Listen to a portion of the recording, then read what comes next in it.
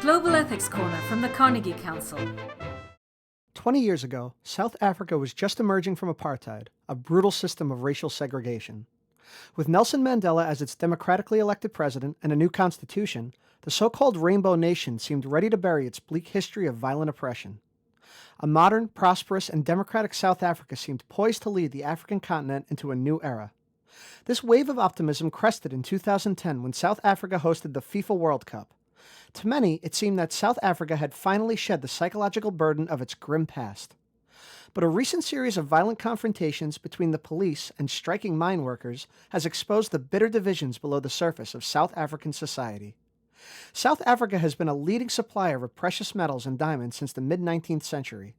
But nearly two-thirds of South Africans remain mired in poverty. According to official government data, about a third of South Africans are unemployed. Unofficial estimates are often much higher.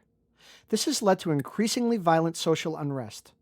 On August 16th, a clash outside of a platinum mine resulted in the deaths of 36 miners at the hands of heavily armed police. 270 of the protesting miners were subsequently charged with murder, a charge which was overturned by a judge.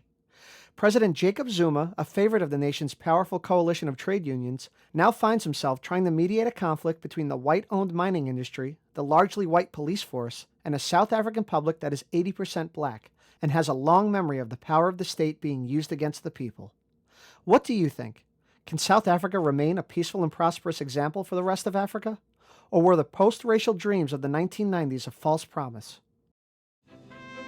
I'm Terence Hurley of Carnegie Council. Made possible by the Carnegie Council for Ethics and International Affairs. Post a comment at www.carnegiecouncil.org.